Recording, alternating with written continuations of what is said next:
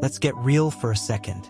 Before you tie the knot, there are a few things you absolutely need to check off your list. And no, I'm not talking about finding the perfect wedding hashtag or picking out matching towels. I mean the real, raw, and sometimes uncomfortable stuff.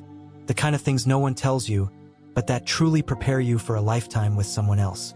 Because once you say, I do, life isn't just about you anymore. It's about the two of you. So before you share a toothbrush holder, let's make sure you've lived, learned, and laughed a little, and maybe even messed up along the way. Stick around, because I'm about to break down the must-do things before you get married. Some of these might just surprise you. 1.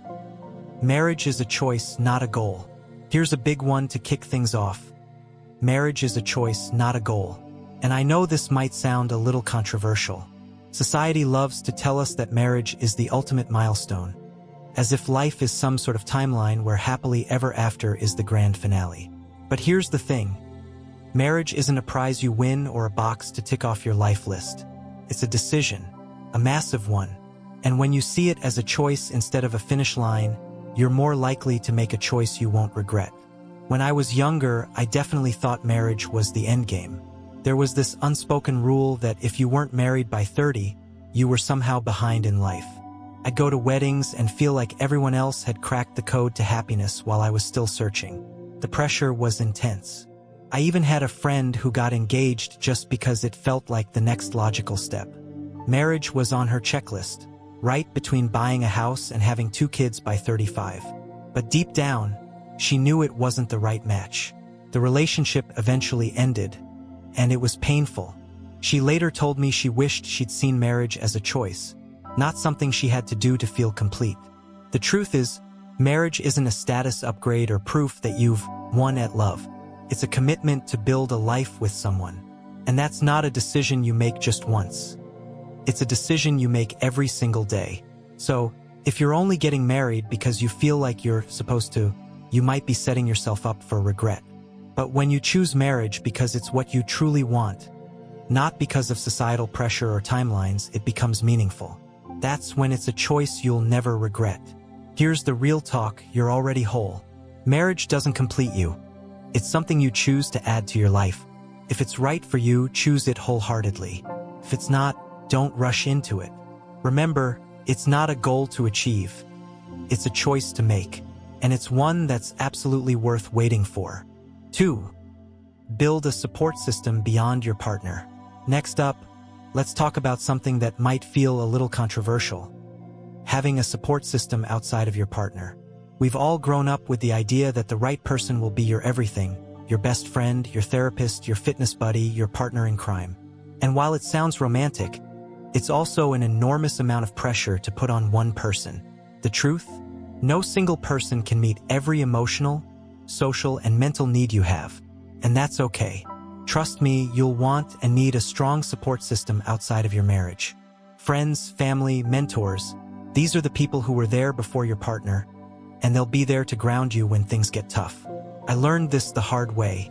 Early in my relationship, I thought my partner had to be my everything. We were inseparable, and I leaned on him for everything. But when we had our first big fight, I felt utterly alone. Why? Because I'd let my friendships fade, and I didn't have anyone else to turn to. That experience taught me an important lesson.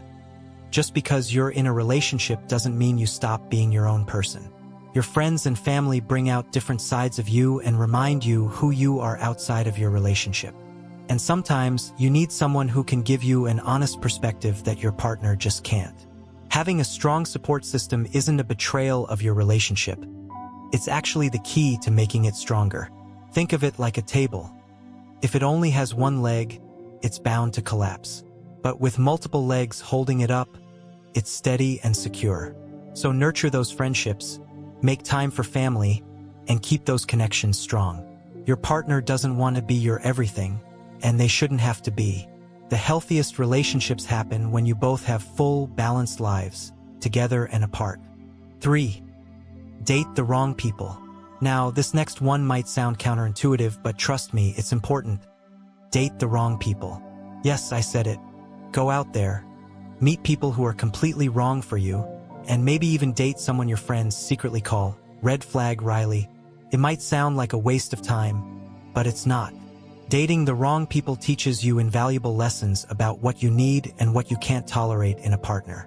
Sometimes you don't know what you want until you experience exactly what you don't want. Let's be honest, if you've always played it safe and only dated people you thought were marriage material, you've probably missed out on some critical life lessons. The truth is, dating someone who challenges you, or maybe drives you a little crazy, can show you what's really important to you in a relationship.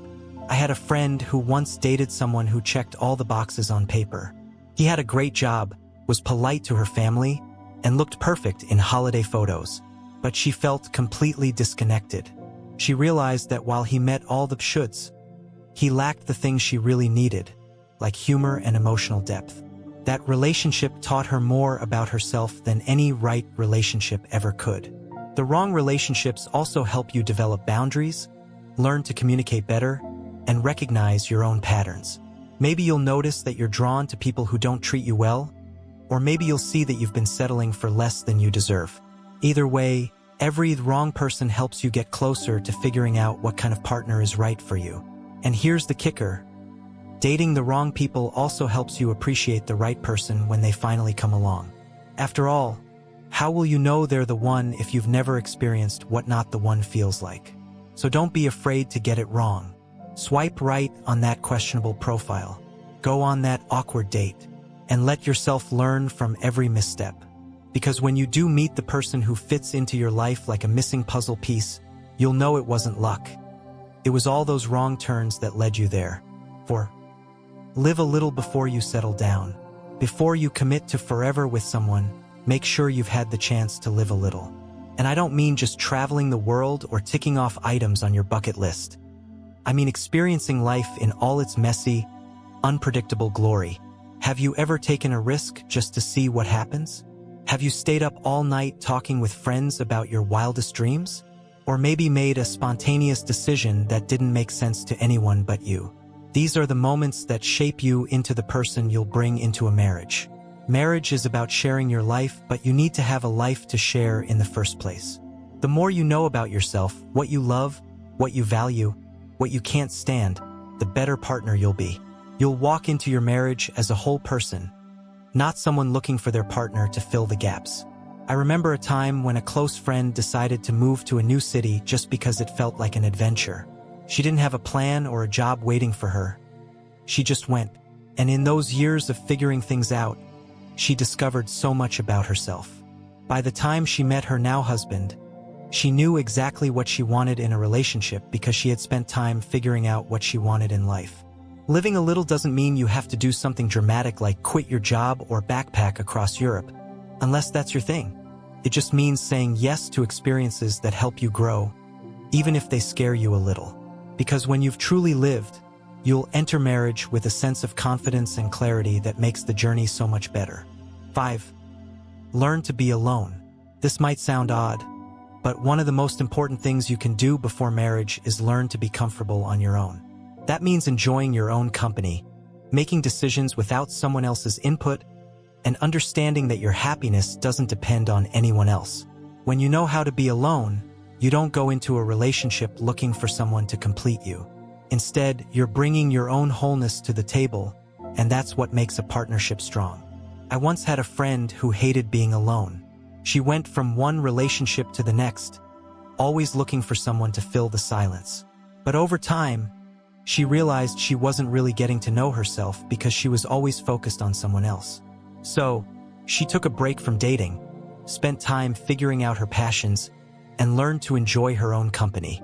When she eventually met her partner, it was a relationship built on mutual respect, not dependency.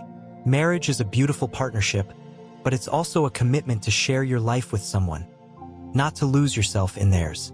So take yourself out to dinner, travel solo, try that hobby you've always been curious about.